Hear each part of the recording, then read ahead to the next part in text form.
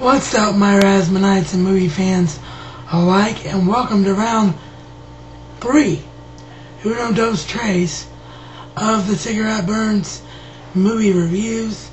This round, of course, is on Ridley Scott's 1982 masterpiece, Blade Runner. One of my absolute favorite films of all time. By my saying that, I probably just gave away the rating that I'm going to end up giving the film here at the end, but oh well. Now, really quickly, before I get started here, I just wanted to do some very quick disclaimers, which I think are important for the flow of this video.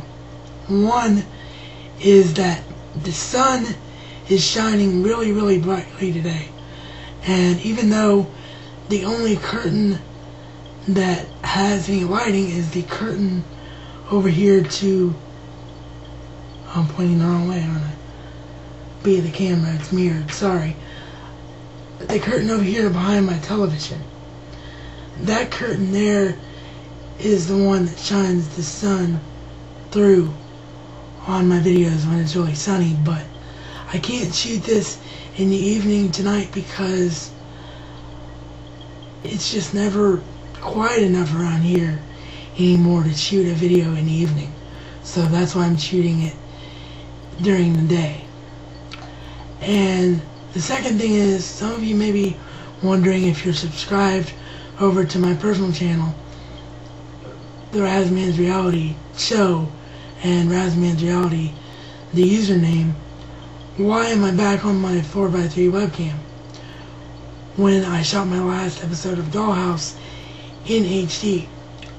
Well, the reason is there was some encoding issues with that video, and I still have not been able to get my new computer up and running yet. It's been one nightmare after another, so this is just the better camera to use for overall editing purposes until I can get the new system up and running. Okay, so let's dive right into it, shall we?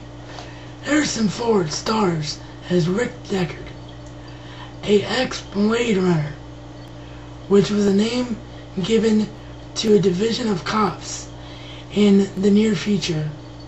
This film is set in the year 2019 in Los Angeles.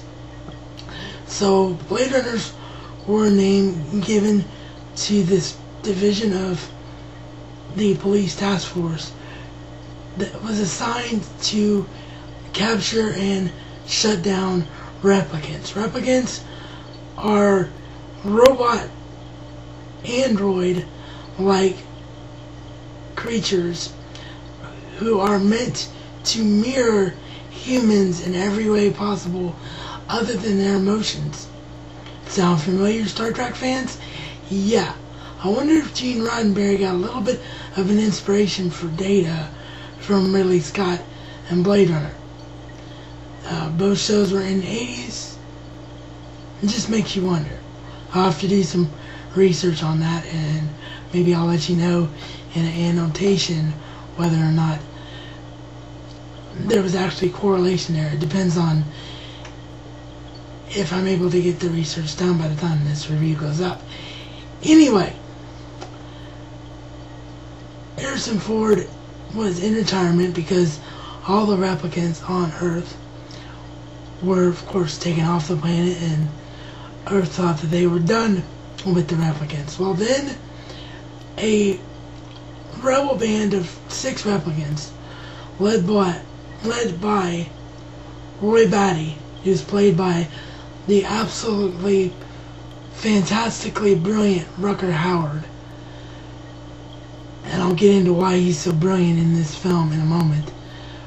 But he and his rebel band of replicants lead a stolen shuttle back to Earth.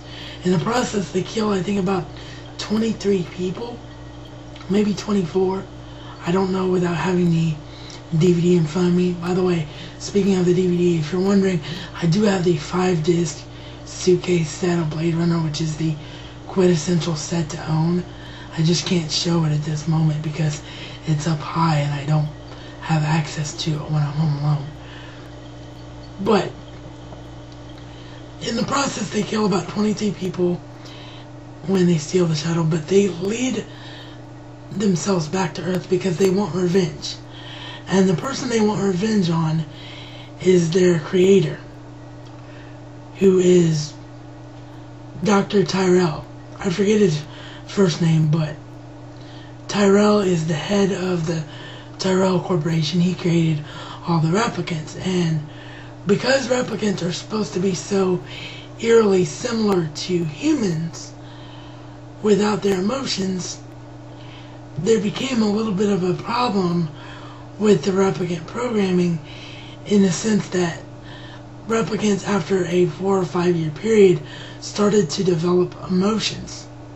So what they did was they went and installed fail-safes and all the replicants. So after this 4 or 5 year period, they just completely shut down and basically die, as it were. So that's why Rutger Hauer, Roy Batty, and his rebel band of replicants have come back to Earth and risked everything to come back to Earth, because if you come back to Earth, you know you're immediately going to be shut down. So it's a big risk for them. So the police force is in a bit of a panic because they can't handle this themselves.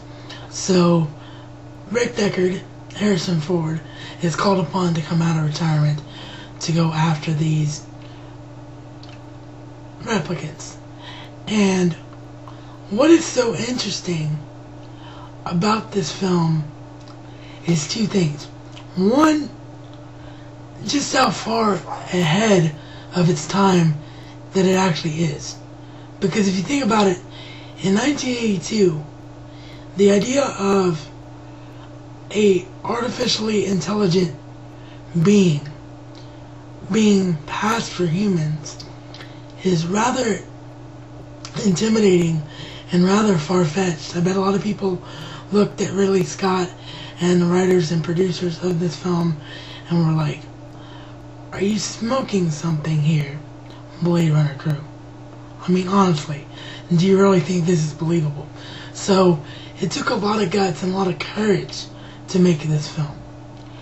And secondly, the reason that it's so great is that it sort of took sci-fi in a new direction.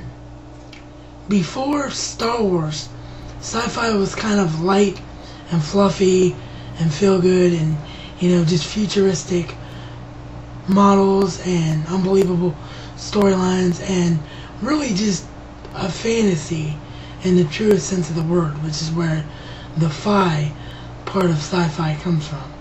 But then when Star Wars hit, Star Wars kind of made it more realistic, more believable, like you could be living in the world that you're seeing. And what Blade Runner does is take that sort of lived-in feel of the sci-fi universe and totally run with it. I mean, everything you see in this film, from the opening shots all the way to the very, very end, is so believable.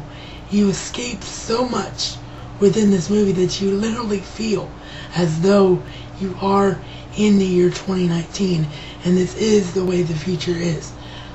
I don't know of very many filmmakers other than Ridley Scott that can get away with that. He is such a visual genius, and if you don't believe me, go back and watch any of the original Alien films.